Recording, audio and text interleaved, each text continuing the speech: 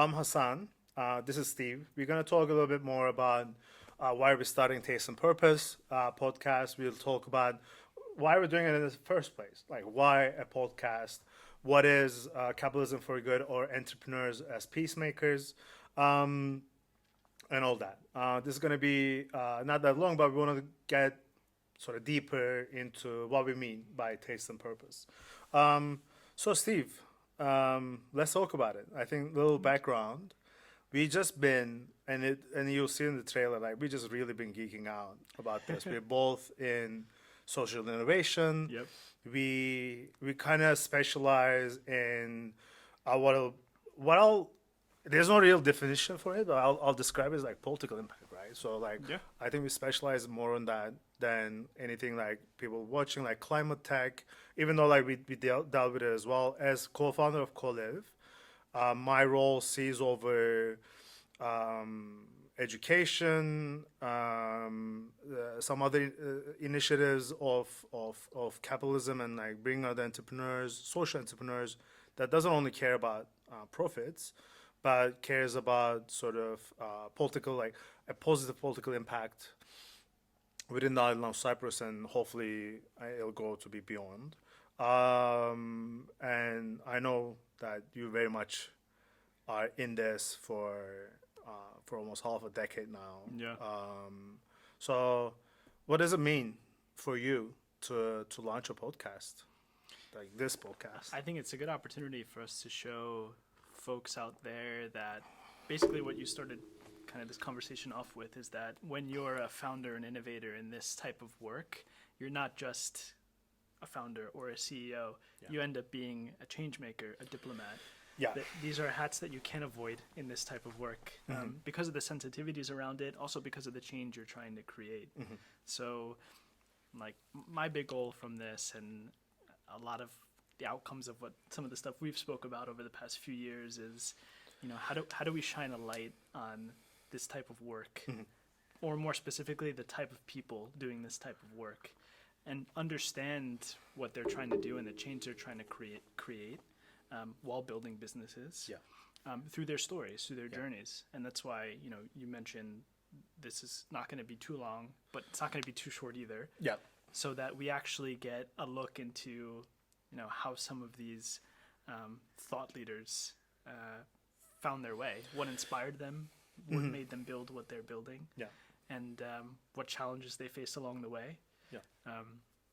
We've been talking about this for a while. Like when we always share new business ideas with each other, or like people who are doing stuff, and we're always like, wow, this is cool. Oh, this is cool. And so our criteria for this podcast is basically, anything. This is cool. This is cool. Anything that's cool. Let's bring a larger audience to that. So,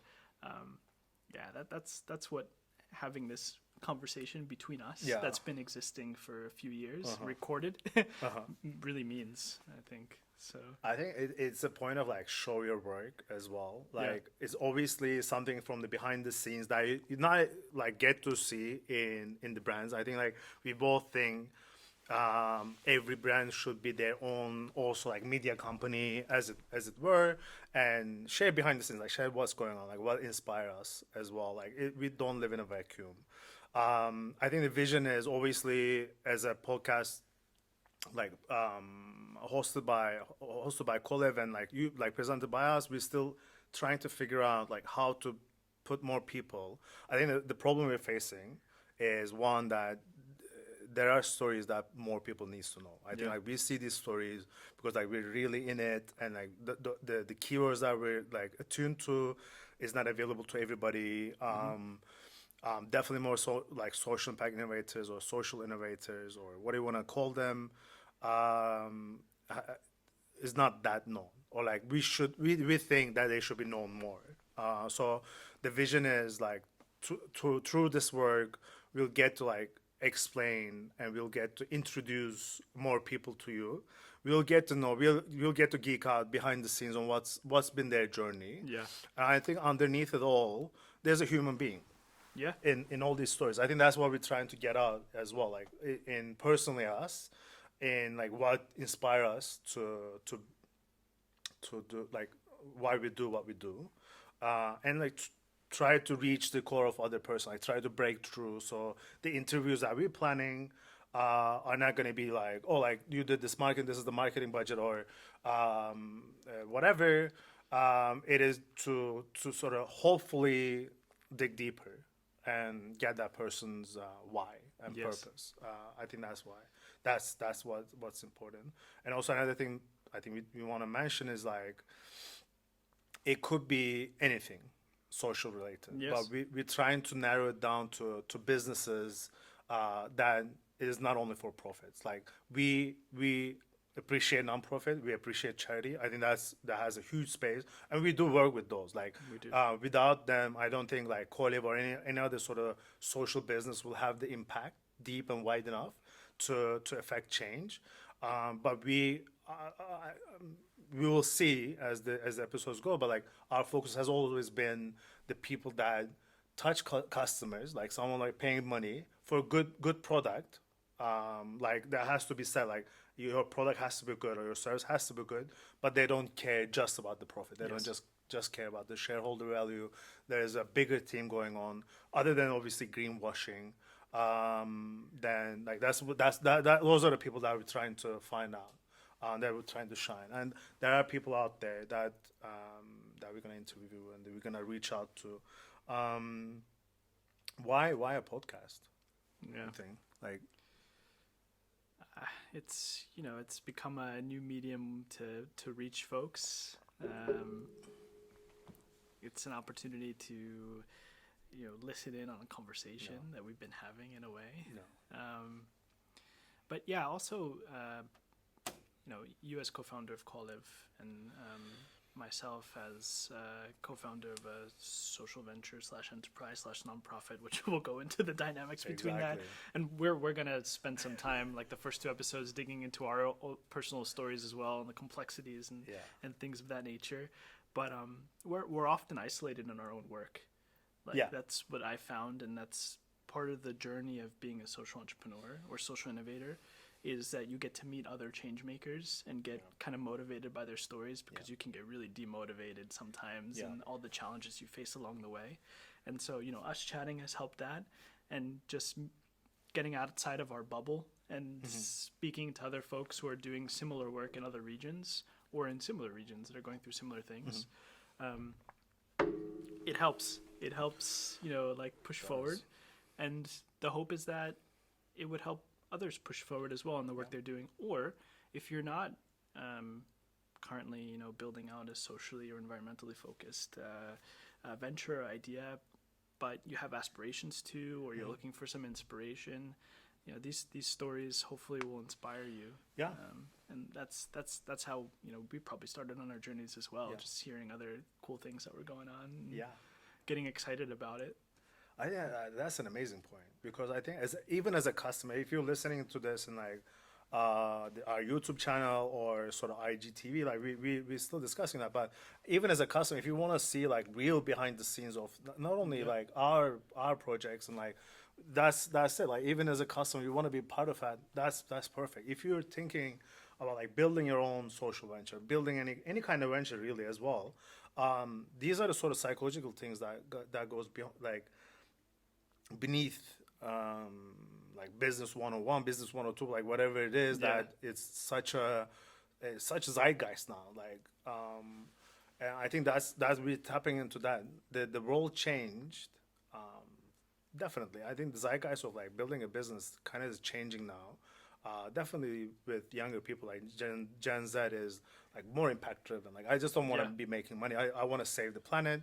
I want to make a political change. I want to support refugees, whatever it might be.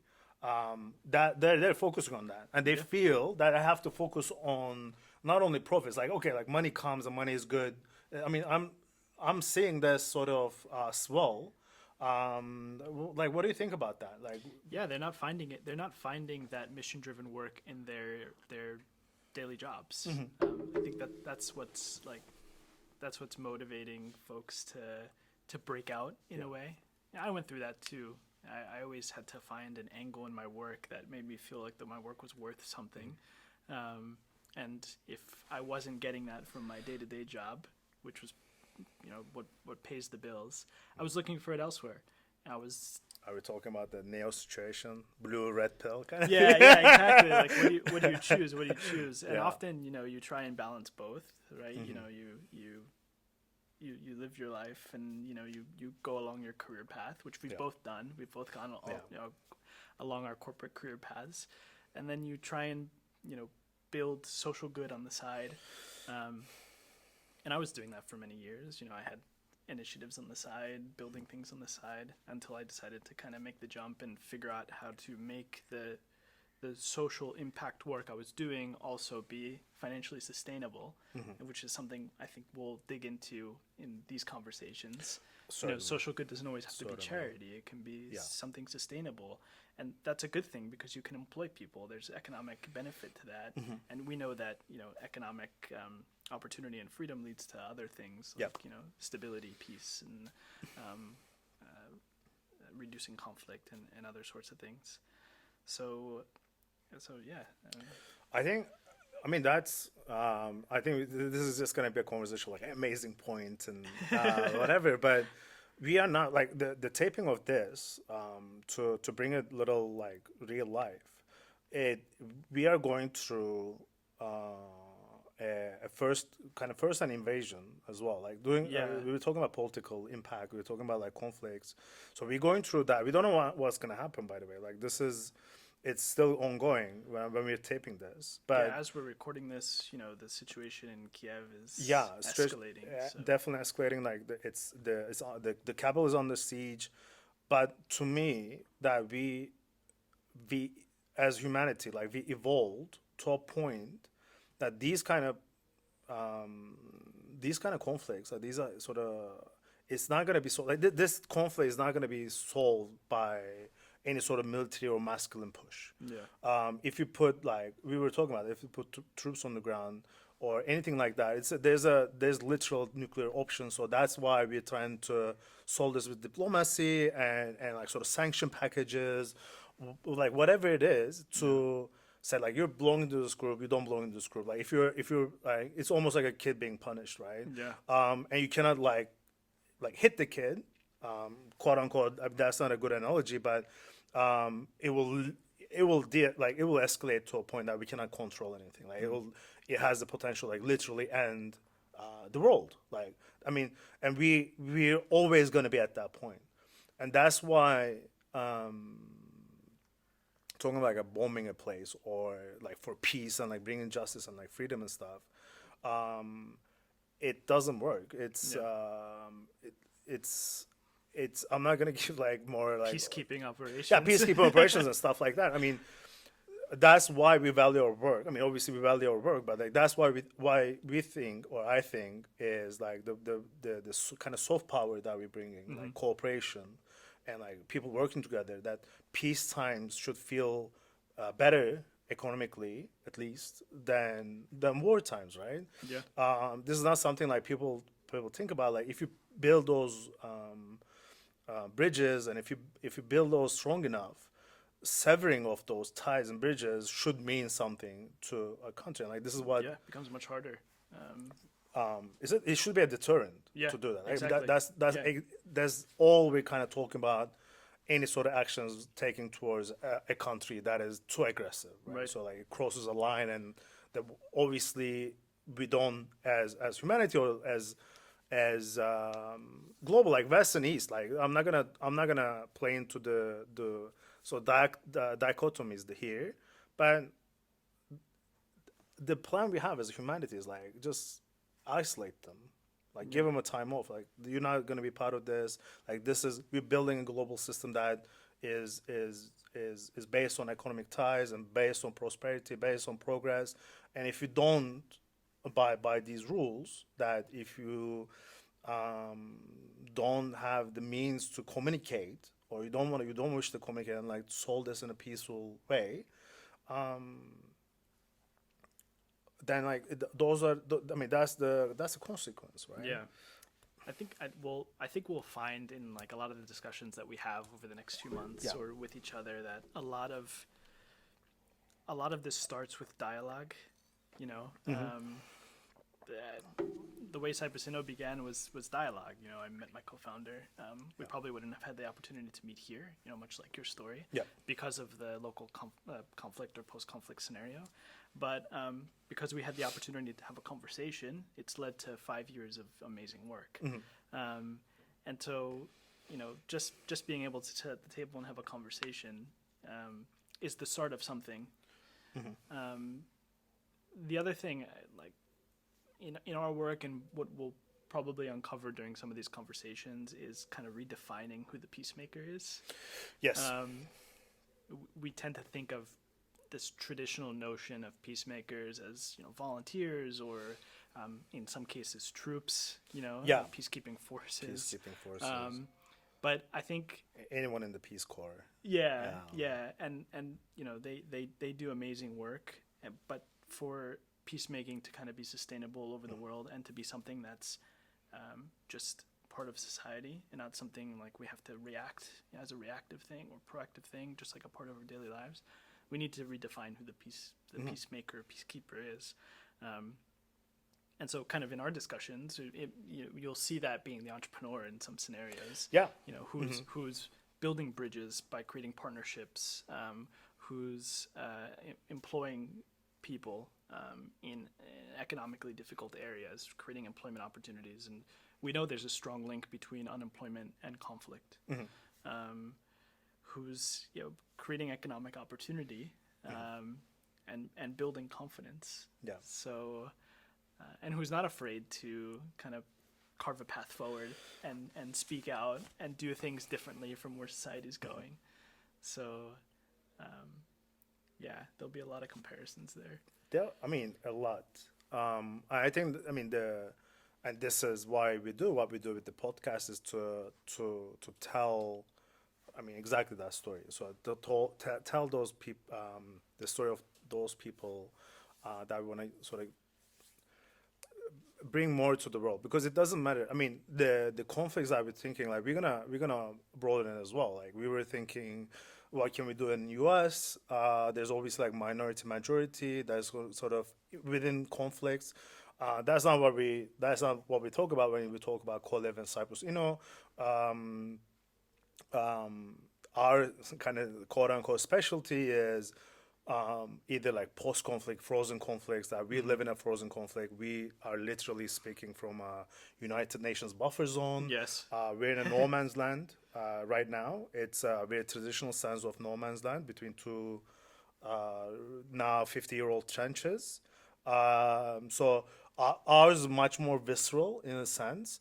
But obviously when we talk about like unemployment and drought and like climate change, for conflict, it is very much real in our scenario, but it doesn't make it less kind of real for people living in US.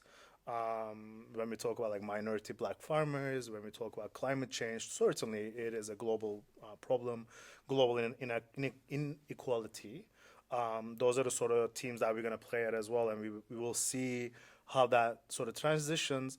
For Colive, for our company at least, is the generosity or the interest of people in the U.S. That brings the good that we do in Cyprus. So it is not like why should we care about Cyprus or why should we care about Ukraine? It's going to be a lot of questions. I think it's almost like a global sense of humanity. Definitely. It is like we're speaking English. It's the third language of Cyprus. It's an ex-colony. Like we'll get into that. I don't think this is a good episode for that. Like we should definitely get into that. But yeah, so this is not all like why should I care about? I think we've been hearing that too much, and it's dying down, and we know why we should care about. Like if something happens in Kiev, like we feel it in Cyprus, we feel it in New York. It is not like every man, like each to his own kind of situation anymore. Like we should, I think the vision is to use that capitalism for good, to use those entrepreneurs as peacemakers, like use the teams that we're kind of thinking of, and the vision is to be like economic progress and more equality. Yes. However, like inclusion. Exactly, however hippie that sounds, like that is that is the system that we built after Second World War. And I think very coincidentally that we are starting this podcast at a time that is being challenged. Yes. Um, Yeah, if we learned anything from the past few weeks, it's that even localized conflicts have global implications. Yeah. And what we probably will do over the next few months is uncover some of these conflicts as they exist in the world. And even though we're going to talk about business and we're going to talk about social enterprise and things like this, we're also going to uncover these deep-rooted conflicts or stories or personal challenges or divides, whatever they are, and understand them a little better. So the audience will get kind of two sides of the coin, you know, building a business in this context, but also navigating this context. And what are the implications? Like, what does it mean for humanity to be building a business and solving, you know, a social or environmental issue at the same time? Yeah. And how does business help scale that impact? You know, when you're nonprofit or charity or volunteer, sometimes it's very difficult to scale your impact. Yeah. But when you're also, you know, making money sustainably, it can help you go a lot further in the impact that you do. So this is something that we hope to bring to light. Yeah, I mean the idea is like, I mean this is getting more into like sort of personal sense of like money is just a tool, right? Yeah. Like if you use money in your personal life as well, like if you like it is the analogy there would be like, I think it's like kind of off the hip analogy, but you can save up money and you can like buy like things like luxury items, but you can also use to have experiences. I think this is the difference between like business and kind of social business in a sense, to like how much you're bringing in the impact and the value you're having on a general sense rather than just profits. For any customers that we kind of, not customers, like Colive customers that are watching us, you'll get to know much more about like the impact you're having with Colive and like around Colive and the impact you can have with knowing other brands as an entrepreneur, as an aspiring entrepreneur, that you're going through the same thing, that you already have a company. We'll talk about the methods, from like management methods, we're talking about fundraising methods, we talk about marketing methods that we kind of employ as more of as like a nonprofit accelerator, that sort of standpoint, that we need to still fundraise. And from a consumer product standpoint, like we're gonna, I think this is why we're doing two of us, because we hope to cover as wide as a spectrum that we can cover of business and social initiatives. So I fully agree. That sort of like money as a tool, like we're making this money because we want to invest more. Like in an NGO situation or a nonprofit situation, your fundraising options are very, very limited. Like it's hard. Yeah, and you're in this agenda. Like you basically like onboard everybody else's agenda rather than the transparency of the customer. Like this is why we talk about. We'll talk about greenwashing as well, to like how to keep track of, like how to be aware of any greenwashing or any sort of trying to like dilute the impact.